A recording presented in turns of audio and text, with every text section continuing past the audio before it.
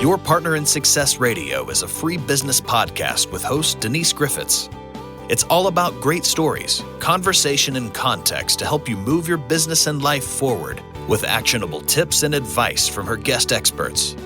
To listen and subscribe, just find us on iTunes, Google Play, or wherever you consume your podcasts. Good morning. My guest today on Your Partner in Success Radio is Vasily Yurenkov. He is the founder of Greener Relocation and originally from Russia. He and his wife moved to the EU after the war in Ukraine began in 2022.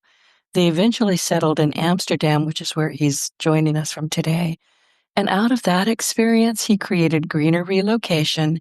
It's a company that helps people make smarter, more deliberate choices about where to live using data and structure instead of guesswork or hype. And his work is all about turning personal values, fears, and goals into measurable criteria so families and professionals can confidently evaluate and compare cities across the globe. Frankly, I would be terrified to move out of my country, but we're going to talk about that. So today's episode of Your Partner in Success Radio is brought to you by Mitch Weisberg. He is the author of Mind Shifting, Stop Your Brain from Sabotaging Your Happiness and Success.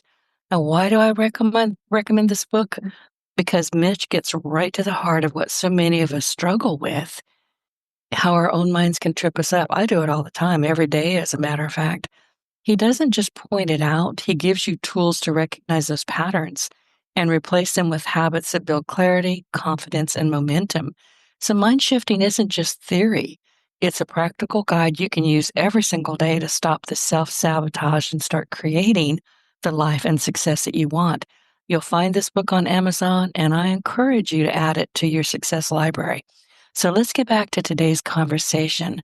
Most of us end up living where life takes us, a job, family, or just circumstance. And my guest believes that relocation should be a conscious, data-driven decision instead. Vasily, welcome. I'm so glad to have you here. Good morning, Denise. Thank you for having me. It's lovely to talk to you again. Thank you. I was telling you in the green room, I'm starting a new blog based on my experience that I had this morning with you, because you and I had our pre-interview months ago. And if I didn't have the recordings from that pre-interview and some great notes, I wouldn't even know what we're talking about today. So I'm writing a very great blog. I'll probably mention you. So thank you for that. Thank you. Yeah, that's definitely hard when you have such a long period of preparation. Yeah. I'm booked now. This is August, and I'm booked through February of 2026, which honestly terrifies me. So your origin story, you and your wife left Russia during the war in Ukraine, but I think you mentioned that you actually started thinking about this before that. Yes, it's true. Actually, so we both lived abroad before that. So my wife, she studied at the London School of Economics and at Oxford University. And I did study in Germany, in Kiel, in North Germany. And I also lived for almost 10 years. I've been living between Italy and Russia. So I was traveling basically between the two countries.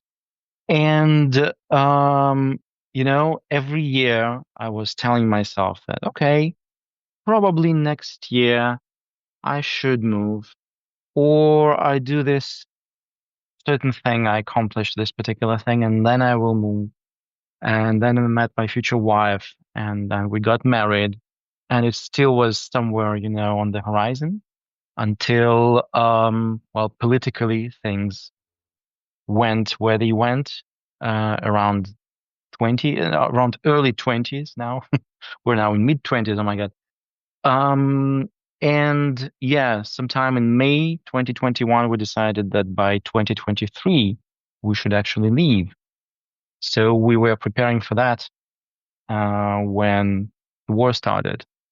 And so we left on the 1st of March, 5 days after. We just packed our two cats in a car. We took our suitcases and we moved out. Basically, that's how it happened. And originally, we were planning on going to the UK, mostly because my wife had back in Russia a pretty successful career in finance. So we were looking at places where she could continue that. So she was a head of strategy of a bank by the time we were leaving. And yeah, London seemed like the best option. Then uh, at some point we figured out that it's not probably the best option. We also used methodology I was developing then, and that's how we landed in Amsterdam eventually. In fact, I started not after that, but I started in 2020 when the COVID was high. You remember all those lockdowns? You had those in the Right. US too. Yeah, so I was leaving corporate job and I was trying to figure out, okay, what am I good at? What can I do? I wanted to do a business of my own. And the thing is that originally I'm by education, I'm an international economist with a mix with slight additions of country studies. So my specialization was Germany always. And for more than 10 years, I've been working in strategy and investment analysis. So I've been developing all kinds of quantitative analytical tools to, somehow make sense of randomness of things we don't know, things that just happen, and somehow help plot the course there. And all this situation with me in Italy when I was living between Italy and Russia, never fully committing to moving out and still never properly staying behind, made me thinking that actually it was probably not because Italy was bad for me. I mean, I love Italy, lovely country, but because it wasn't the right choice at that moment.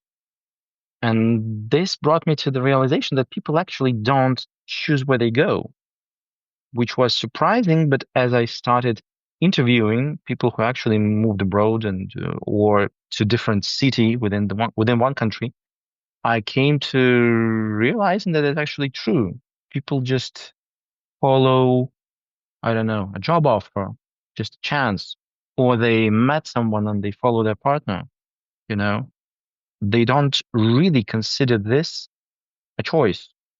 So I decided I'll try to, use all those tools for keep people's life strategy, so to say. So I've been using those in corporate settings and in investment settings. The realization I had is that I can use pretty much the same tools and methodologies for individual strategies. So that's what I started doing, and that's what pretty much landed us in Amsterdam eventually. And I'm still struggling. I'm listening to you and I'm taking notes and I'm trying to figure out how you went from investments and corporate to helping people move. That's a big stretch. I mean, what you're doing is brilliant. I've looked at what you're doing. I'm just trying to figure out what your mindset was when you said, I'd rather have people than do strategy for banks. Or Um, was that it? Did I land on it? no, not quite. Do you know the concept of ikigai, the Japanese concept of ikigai? No. It's basically, so you have three circles. One, what you're good at. The second, what can bring you money. And the third, what you enjoy. And on intersections of those, so you have those things you're good at and that bring you the money. That is your career choice. Then you have what brings you money and what you enjoy. This is like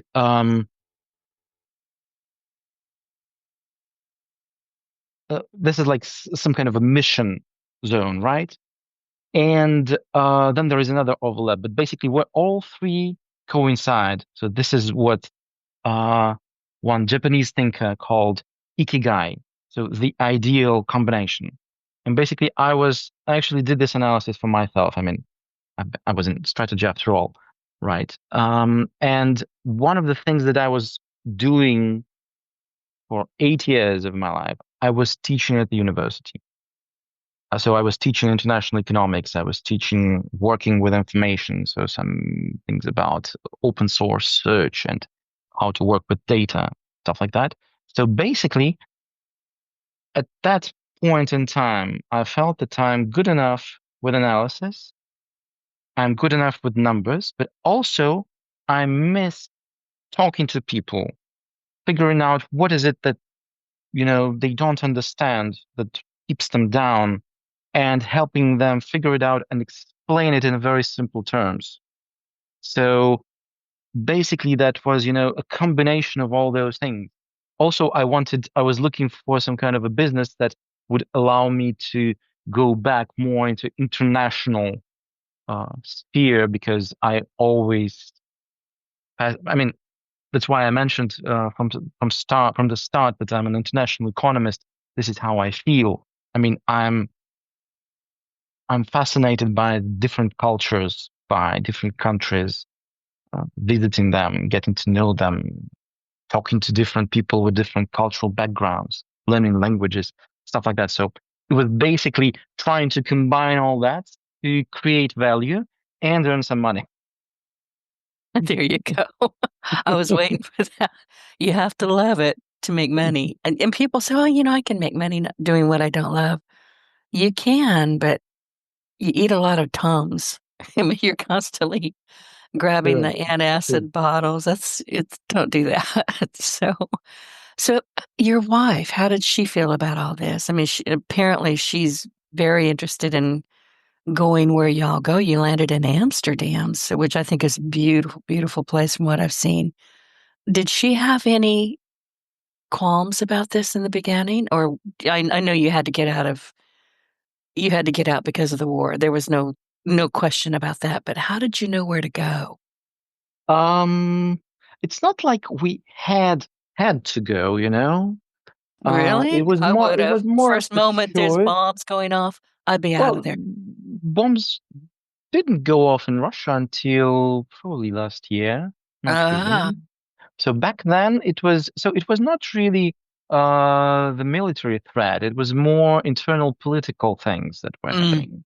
It was just because we were realizing that the trend that was going on ever since 2011, which I think I don't think you actually heard about that because I mean it's not it's not very interesting. It wasn't that widely in the global news.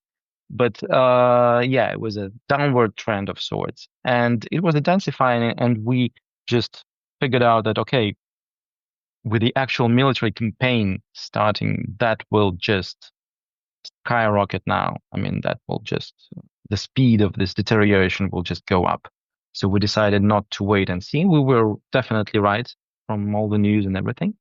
So it was actually to a great extent her movement because in the moment when you're there and when you don't actually have bombs falling on you, right? So everything yeah, you'd feels rather not the wait for them, same. though, Yeah, right? yeah, yeah, yeah. You'd rather not wait for them, but at the same time, it's very Mm, hard, It's like um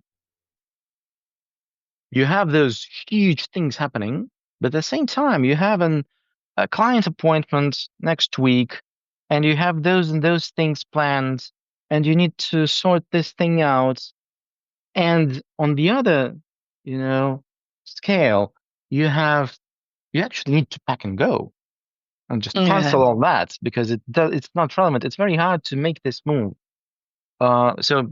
Luckily, I mean, I'm probably more of a strategist in our family, and my wife is definitely more of a, you know, skipper. She's like, okay, let's go. And so we went. So at first, yeah, we were looking for UK, and at that very moment, we already had. Um, actually, first we were thinking that we might move to Italy. That's why we had already. So I used to have permanent residence from Italy from the times we were doing some business there. And I was living between the two countries. And I managed to make her residence permit too. And that came in very handy because it was still COVID regulations in 2022. No one was allowed to cross the ground border unless you have a residence permit and um, you have been vaccinated. With COVID, you had the green pass. We happened to have all of that. So we just drove off nicely. And yeah, so at that point, we were working on the UK, as I said. But as plan B, probably we were thinking of the European Union. And at some point, a few months in, we figured out that probably we basically had to sit down and reevaluate everything again once more. And London is lovely. I mean, I love the place. A bit less now that I'm living in Amsterdam. I'm probably becoming more fan of Amsterdam now that I live here. But there are a few things there. First, it is extremely expensive. I mean, it's ridiculously expensive. And second, it has been battered and it's experiencing the consequences of Brexit.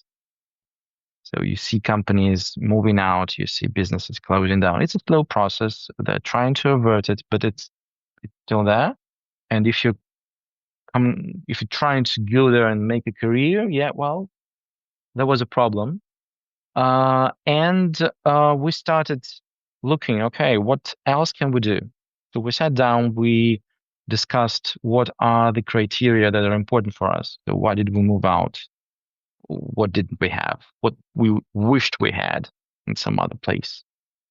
And very quickly we came to realize, and basically we're looking at big cities, at capitals, because we needed finance industry and startup industry. We definitely didn't want to go to the south because we're both a bit of northern people, hot summers, not our cup of tea. I mean, you probably can relate. Oh, yeah. Absolutely. I live in the deep south. I mean, I'm literally equidistant between hurricanes Katrina and Rita. And Katrina, that is coming up pretty soon. That happened in August, long time ago. And you're talking about when do you know to go? A lot of people didn't leave for Katrina, and Yeah. they lost lives. They lost a lot. And it's not like what you're talking about, but it's still very traumatic, and you have to make decisions that you wouldn't normally make. It's like there's two very different modes. One is the emergency mode, and the Right. other is business as usual mode. The most tough part, I mean, you can prepare everything for the emergency mode if you're that kind of person. You can switch it off very nicely and live a full and meaningful life in the normal mode. But it's the switch between the two which is the most complicated, right? To know when it's time to actually give up your business as usual and just go. It's hard. It's always a guess. And it always seems absolutely illogical at the moment until it's too late. So if it is already fully logical, it's too late, probably. It is, and it's frightening. Yeah, and you mentioned something earlier. Well, I've got this appointment. I've got to do this. I've got to do that. And it's very easy when your mind is not properly functioning because you're terrified or worried to just kind of fall back on the mundane and say, well, Absolutely. I'll go got to get to the dentist. I'll go do it. And, I'll go do it the next time. There may not be a next time. So what I'm hearing from you is that you and your wife took a very long look, rational look. You used data, you used common sense, and you made some changes when you needed to make them. That's not easy for people to do. I mean, I'm sure you hear it all the time. It's just like, oh, but I've got to do this and I've got to do that. How do you convince them that sometimes now is the time, or do you? So that's the point. I basically don't necessarily convince them that now is the time, but my whole point is in trying to figure out what is it they're looking for and what is it they're fearing of, basically. So what drives you in your decision, right? That's the most important thing. One of the things I try to help my clients not to fall into is that constant, you probably know such people. Everybody knows such people. I mean, some of us even, maybe I even have been one of those people at some point who constantly say, no, I'm moving abroad. No, I'm moving abroad. But it's never the right time. They will be talking about lovely Italy. They will be talking to you about how Singapore is amazing. They will be talking to you about how they wish they lived in the Caribbean in one of those islands. But if I try to move myself mentally to the US, but they don't even once pack and go to Boston or to, I don't know, Austin, not once. They always stay in the same place, but they kind of constantly thinking that there will be a time when they actually move, and they never do. So what I try to kind of explain, not explain, but yeah, maybe that's my position in a way, is that if you're thinking about it, it makes sense to give it a very, very hard look and make a decision. You either try or you don't. Or if this is conditional on you getting a particular job or on some political developments or on certain risks realizing, um, then okay, make an outline for yourself. So when this and this happens, I start preparing. When this and this happens, I go no matter what. Or if you're really willing to go, just, well, pack and go. Better doing that than, constantly living in that limbo. That's the worst possible solution when you're not settling properly because you're thinking, oh, I'll be going, but you're not going Right. either. I mean, No, you're not planning. You haven't set anything in motion. You haven't put away money. And that leads me to my next question. Who can actually move? A lot of people assume that relocation abroad is only for the wealthy or the famous, but you're telling me that's not true. no, that's actually not true. And I mean, there are numerous ways of how people can get residence permit. So, I mean, there's like a bunch of levels in this problem, so to say, right? And the first that is probably the most scary for people is that, oh, but you need some kind of visas there. I mean, I'm starting working with some people with the US. I've been starting with them in the recent months, and I often see that Americans, well, they you don't tend to really travel abroad much, and when you do, No, we I mean, don't. you don't settle outside. So you all these visa processes, residence permits, this is something you don't come across. Unlike, for example, us here, right? So we're traveling a bit more. And the thing is, it's way less scary than it looks like. So basically, if you have a passive income, I don't know, you rent out a flat or you have bonds in your portfolio or whatever, that is roughly around 2, 3, 4,000 euros a month.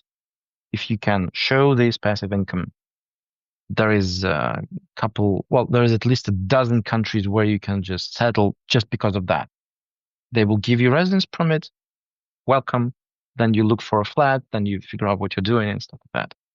If you have an actual active income, so you're either self-employed or you're uh, employed with a company, but you're allowed to work remotely. So there are these now very fancy nomad visas that allow you to also move. You can always set up a startup if you are into this kind of things, or you can set up a business if you know what you're doing. So basically, one of the things why Americans love Netherlands, especially Netherlands, is because there is a Dutch-US friendship treaty that allows Americans to set up a company and get residence permit just for if by investing just 5,000, I guess. Yeah, it's something around $5,000. So not too much. And then again, if you're looking for a job, moving via employment, I mean, securing a job is not very easy. But then make a visa for you. You don't need to do anything else. Yeah, okay, you go through a lot of hoops with all the bureaucracy, but it's not that difficult. So it's not like you need to buy a house and where to move there or invest millions into some kind of funds.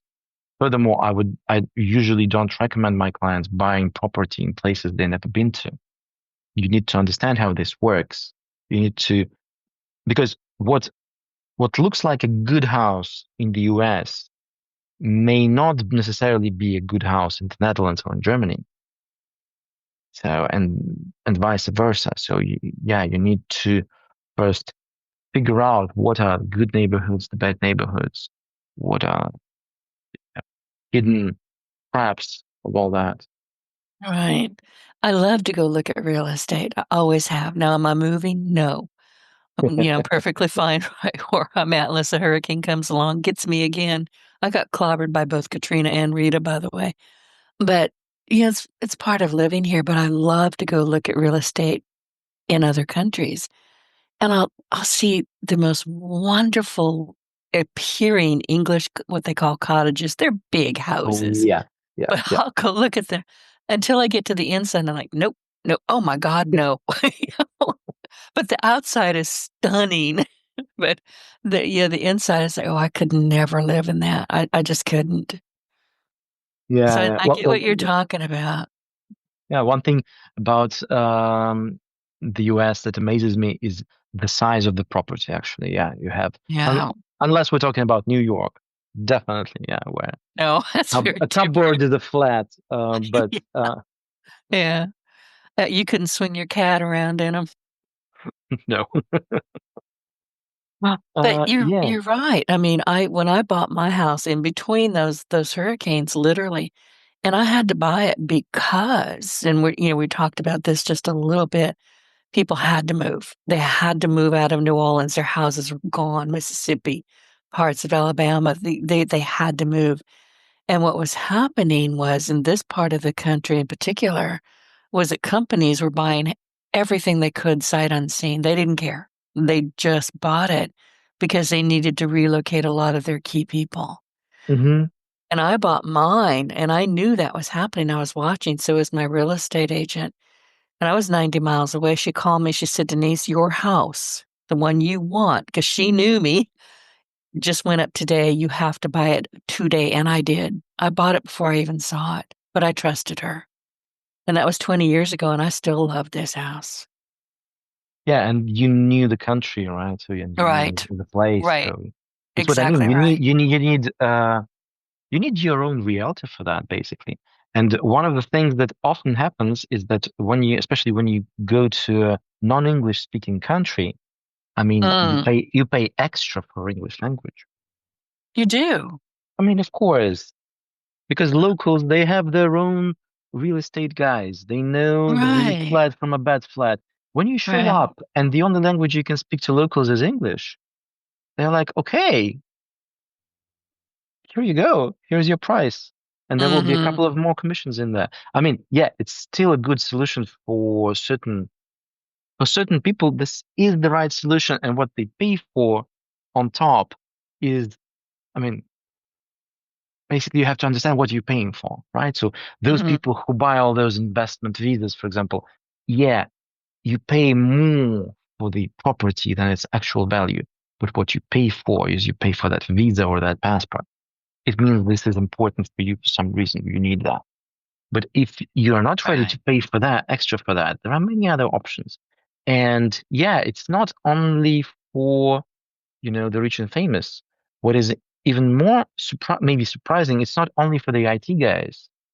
So, I mean, a professional welder can actually find a very nice job and get a visa sometimes. So many countries have those lists of rare professions. And trust me when I say this, there are no international economists on those lists. Nobody needs that, people like me.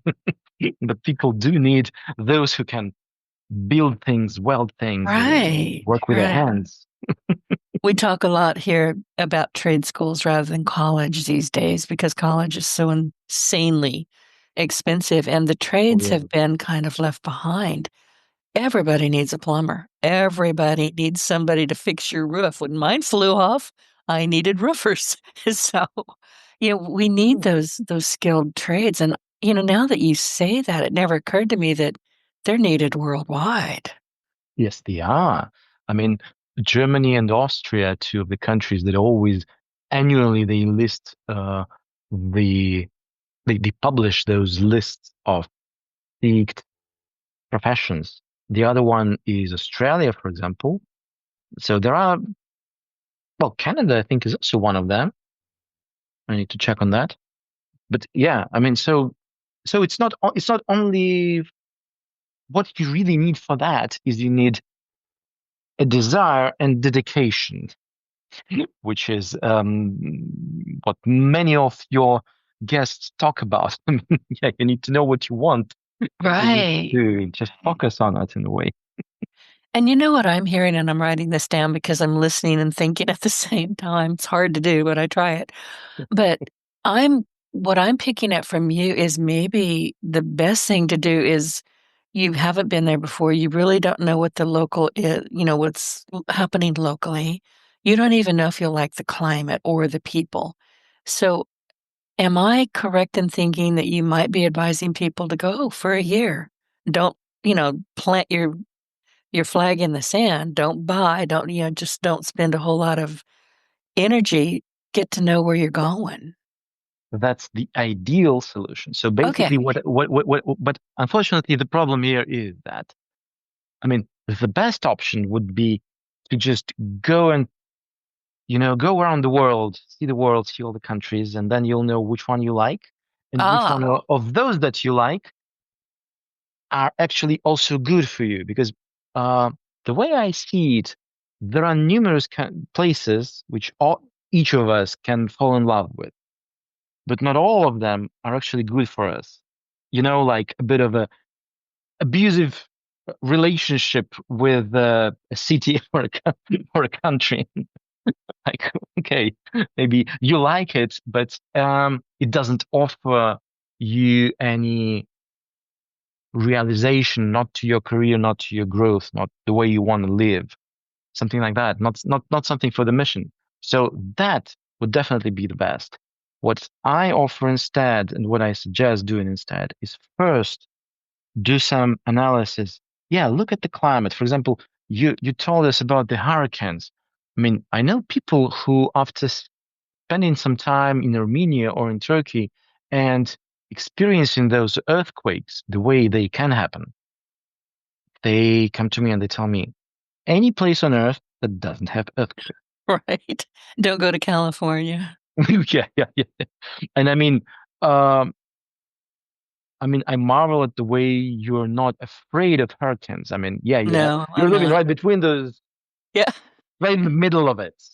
And well, some people do, right? So there are things that can actually limit your options in a nice way, while kind of, leaving only those places that will, tick the right boxes for you.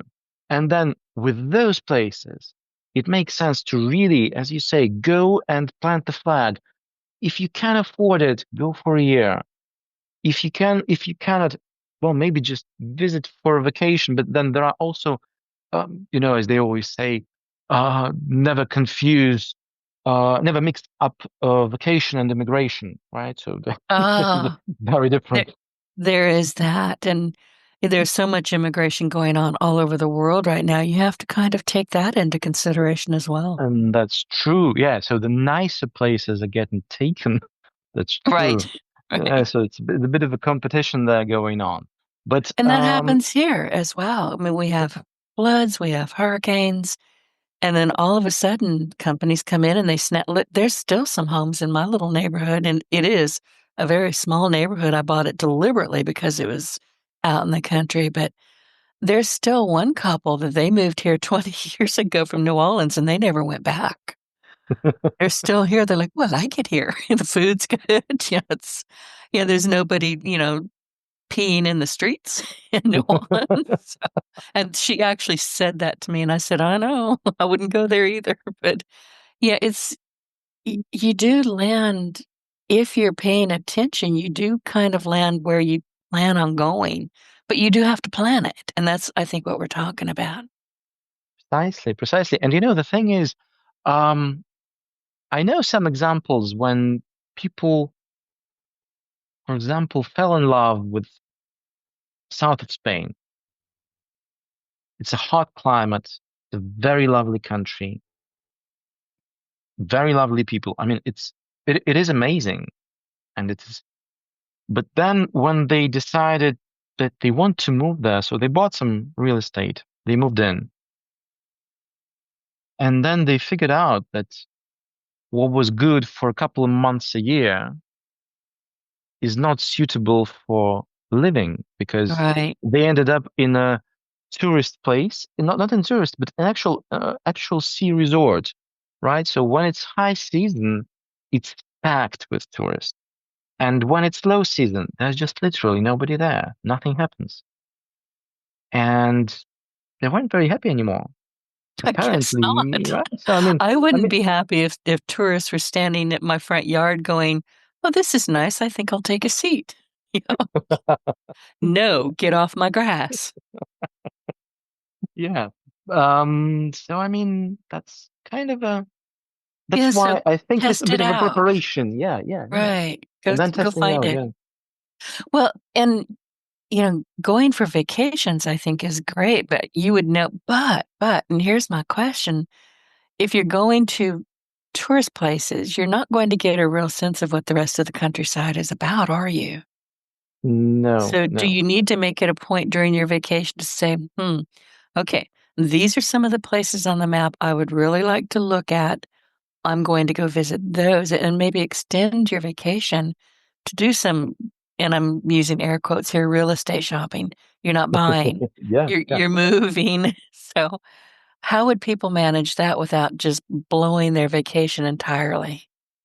Um, that's a very good question. I thought so I, because now I'm yeah, thinking, I am afraid that, as we sometimes joke, you can read all about it in our new book called "There Is No Way to Do That." So if okay, you're going on uh, scouting, unfortunately, you will have to actually dedicate quite a while on that. And you have to first narrow it down, not just the country. Countries are big. You have to narrow it down to the cities. And then, mm-hmm. yeah, you need to actually take public transport in the rush hour to see what it looks like. Oh You God, need to no, drive around to see no, how bad is the traffic jams.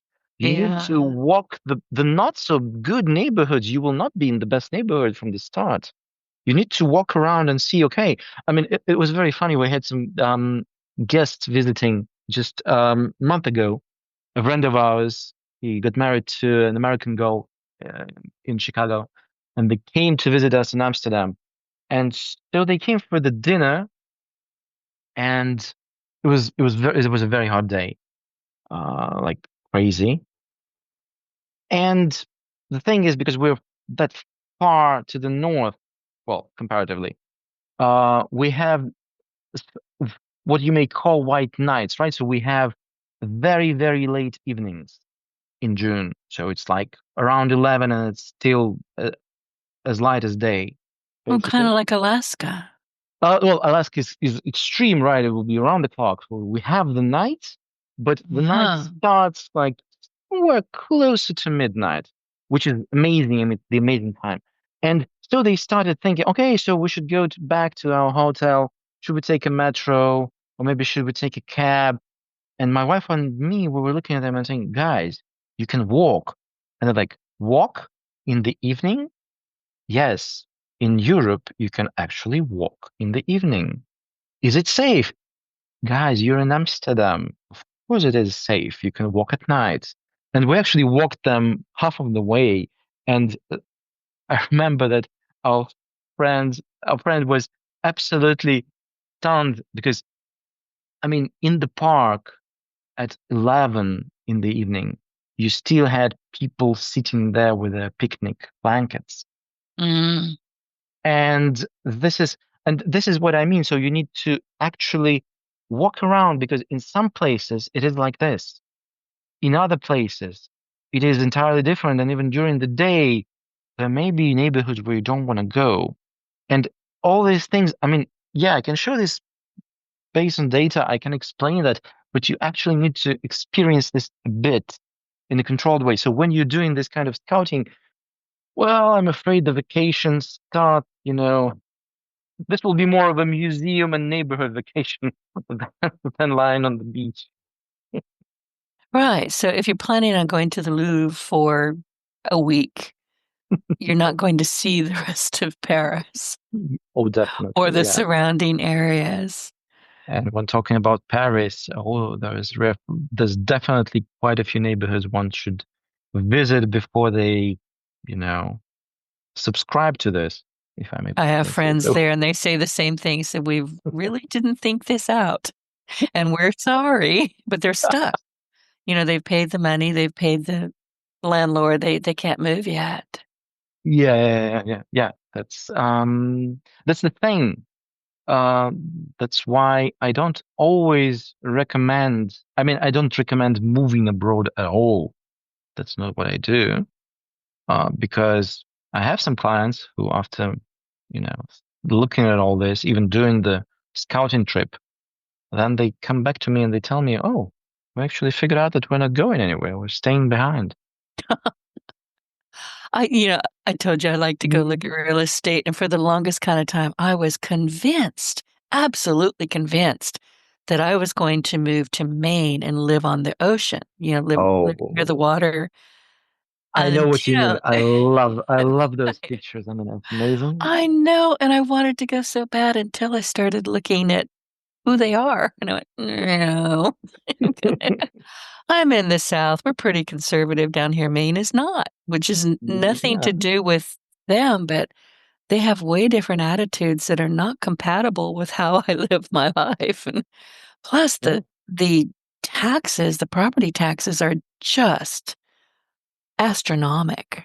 It's like, nope, nope, nope. I'll just stay right here and get blown away each hurricane season. And we're in the middle of hurricane season right now. But the thing about hurricane season is we can see it coming and we can try to mitigate damage. And Yeah. honestly, I'll be very frank with anybody who's listening. Oh my God, she lives in hurricane season. Don't watch the news. Watch your dog. Your dog can tell you what's coming and what's not.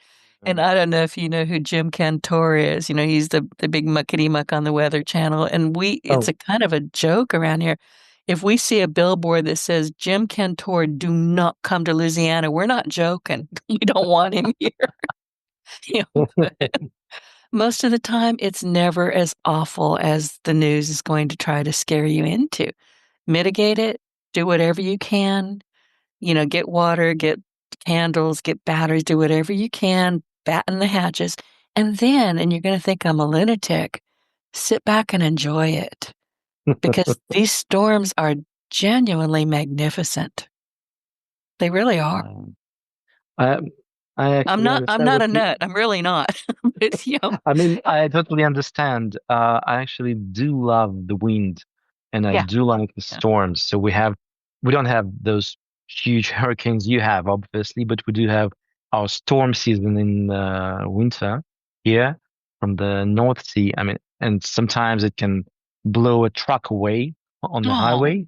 I mean, yeah, it can get a bit nasty, but yeah, I mean, I know what you mean. It's mesmerizing, the it fury of the is. storm in a It way. is. I mean, and I don't know anybody listening to us believes in God, spirits, whatever. But if you don't believe in God at that moment, you're missing something because you're watching these things and you're thinking, okay, that's okay. Yeah. And if you've ever been in the eye of a hurricane, oh my goodness, that's something entirely different. But yeah, they're magnificent storms. Yeah, but one thing I actually want to circle back to, one something you mentioned, that it is not as bad or as scary as the news put it. The thing No, it is, never is. I it can never tell is you, about my anything. mother would call me. She was in California. She's gone now. And she would call me. She'd be watching the Weather Channel 24/7. I wouldn't even have it on. And she'd say, how about it? Mom, it's not even raining. Calm down. Don't watch the news. They lie to you. Now, do you need to pay attention? Do you need to prepare? Yes, you absolutely do. But you don't need to tie yourself into knots. It's precisely the same thing I keep on telling my clients when they come to me about uh, the scary and very criminal, for example, Paris or London, Right. or the high taxes in Scandinavia, or the extreme, I don't know, whatever, the gray weather in Amsterdam, or you name it, I don't know, particularly pretty much anything. I mean, I'm a bit Europe focused myself. It's just, I mean, what I am, but even when we talk about Asia, Middle East, South America, I mean, it's seldom as bad as they say. Yeah, you have to adapt. You have to be realistic. You have to understand what's going on. So I have some, Right. I met some people who, for example, work in Cote d'Ivoire, right? Yeah, is it tricky? Yeah, okay. So I met this guy. He helps taxi aggregators like Uber set up their business. So he works with the actual garages. Well, yeah, one of the taxi drivers got chopped up by machetes. Well, that happens. Oh, my. Otherwise, But it does. I mean, Unfortunately, but it it does. does. Yeah, but Yeah. but otherwise, he says, well, but yeah, your basic survival rules. You don't do this, you don't look like this. This is how you act. And otherwise, you get used to it. And the thing is that it is surprising, but many people who come to me, for example, they are fine with a bit less of security. They know how to handle it. They're looking for something else. And some people, for example, who look for more security, they are totally fine with, I don't know, administrating more taxes or higher cost of living or something else. So, I mean, when you're afraid of going someplace because of the bad stereotype, it usually is not that bad. There are some exceptions, though, yeah, of course, but Right. there are a few of Right. them, just very few. And I have found that too. I mean, the United States is a very large chunk of ground. Yeah. And if you Definitely. want to go to Texas, you're going to be driving for 3 days if you're trying to get across it. It's a big, big state. I haven't been to every state. I really do want to get to all of them, but I'm very happy in the United States. Now, do I want to travel abroad? You bet. Will I? I don't know. We shall see. But, a lot of it from what I hear from people is, "Oh, it's gonna be expensive. Oh, I don't have time. What do I do with my house? What do I do with my cars? Can I take my pets with me?" There are so many daily things that have us just going, "Oh, I don't know." Yeah, yeah, totally, totally. And another thing you mentioned, you know, the US is not only so big, it It's also huge. has, I mean, yeah, it's huge, but it also has, ah, I read a book recently about 11 American nations. Yeah, it does have sort of different nations there living in the same country.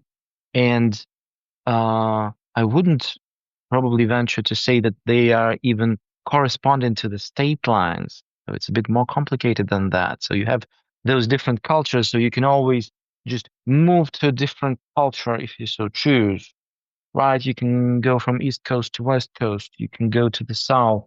You can go to, I don't know, Midwest, whatever. You can even go to Alaska if you want some Oh, I've always wanted to go real there. snow. I do. Um, I would love to go there. So yeah, I mean, for Americans, you have a lot of options there at home, but at the same time, sometimes there are some, basic parts of the American society and the way how, I don't know, the state is built, the economy is organized and everything. I mean, not all those things are for everyone, and I No, they're not. sometimes see people living, for example, in Amsterdam, having, traveled from all the way from the US. They never even thought about it. It was just a place where job took them. And then all of a sudden they have a mortgage and a nice house near a canal and 3 kids, and they're actually biking everywhere. And they don't remember when it was the last time that they drove, and they don't want to go anywhere else because they suddenly found themselves here. And it's amazing. I do think that it's not always the place where we were born is the best for us at the moment. So there I may be, agree. I agree with you.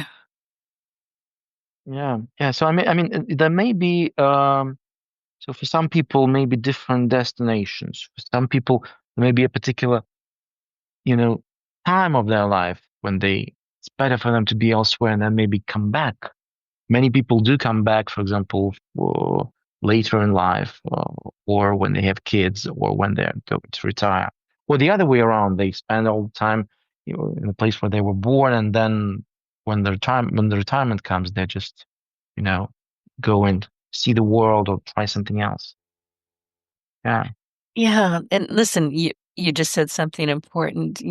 Like I say, I live in Southwest Louisiana. We have multiple cultures here: Creole, Cajun. I'm in the middle of Cajun country. Oh. I was here for a year and couldn't understand a word anybody said to me. I couldn't. I remember asking my husband, he's dead now, but I remember saying, "What language is that?" And he said, "That's English." I said, "No, no, that's not." I don't know what there's.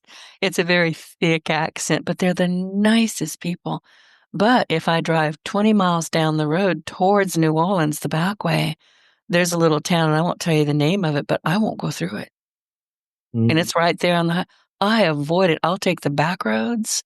I do not want to land in that town. And it's only 20 miles from here. Yeah. So you just don't know. I mean, you don't Wow. know. Yeah. Yeah. That's actually one of the um probably mysteries of the US for me. So how it's a bit of a patchwork of Oh, yeah. it's not that they have a culture, but you have Yeah. this patchwork, right? So here's the good neighborhood. I mean, we were visiting East Coast in May, and a friend of ours, he lives and works in Baltimore, so we visited her, and we were driving from her work to her house, which where she lives. And first, it's downtown, it's a nice part of town. And then all of a sudden, I mean, I could have been in a poor part of South America, or maybe even in one of those uh, less fortunate African countries. And then all of a sudden, it's nice villas, nice gardens, everything is very different. So it's such a patchwork. So you have to really know your neighborhood. Everything depends on it, Oh, basically. yeah. That's very common here. I remember going down one road. Again, it's not that far away. And there was this beautiful cemetery, and I was like, "Oh, that's nice." There's this beautiful Catholic church, and then there were the slums, and I mean slums. And then you got to the country club. I was like, "What the heck?" I was like, okay. Yeah, yeah, yeah. A friend of mine said, "Oh, you've got to join this place." And I saw where it was. I said, "No, no, I don't." And I never did. I was not going to drive through that mess every day I'm not a country club person anyway, but I thought, can they not wall some of this in?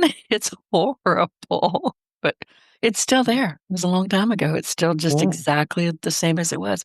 Didn't seem to bother anybody but me. It bothered me a lot. Yeah, you know why I say that it's a mystery to me because well, you don't see those things in Europe, not really, Yeah. not much. I mean, it's way more even. But that's one of the things that, for example, some people move for because they find this depressing some kind, you know. But Right. yeah, that's as you said, many you don't. It's I wouldn't say that everybody needs to move somewhere. You know, the majority of people never leave the place they were born, actually. The majority of people, they stay in the same place. Even moving to another city is difficult. Moving abroad, different culture, different language, Right. extremely Especially where difficult. I'm at in Cajun country, that's a whole different topic. But It's not unusual to go down a road and it's called 8 Siblings Road. No joke.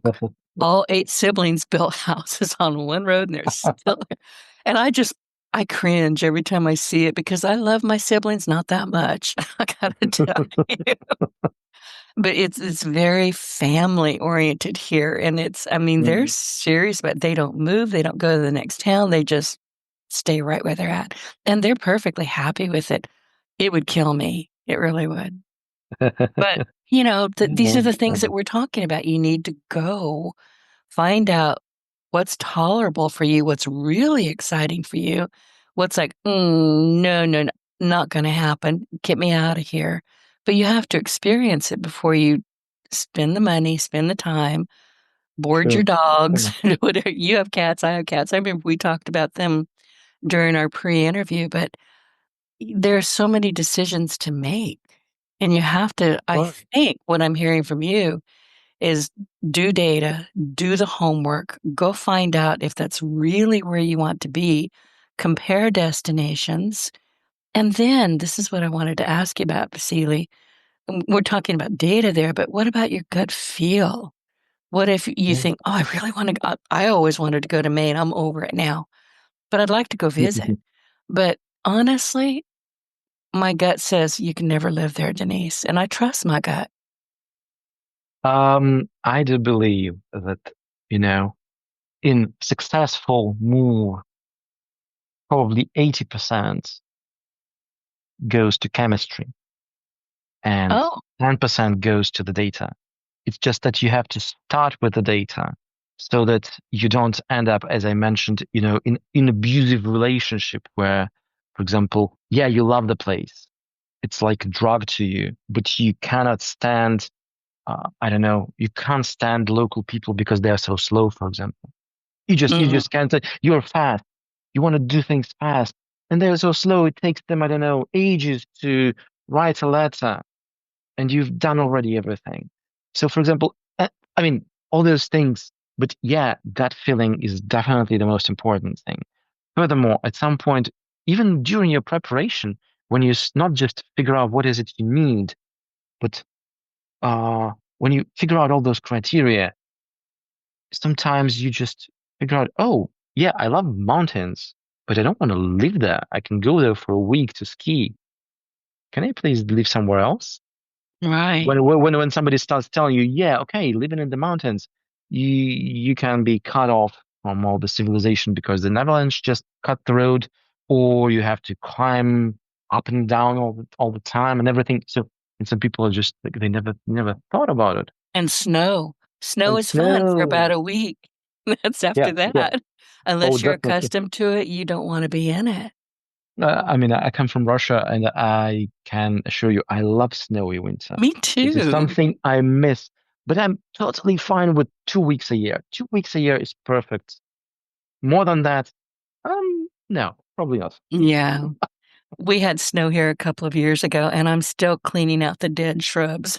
It was not we didn't expect it, and we're I don't Wow. know, it's so humid here, and we're not below sea level, but we're only about 25 feet above sea level, so it's Mhm. very anything will grow here. You can't kill it unless it snows and sticks around, and then you're like, "Well, darn it, I'm still digging out stuff." Oh But my God. I enjoyed it, I really did, but now I have to replant a bunch of things, so Yeah, but it circling back is to what your it is. question, yeah, the gut is definitely, I mean, I would use the word chemistry probably, but the gut Mhm. is definitely important because you cannot measure everything. You cannot know.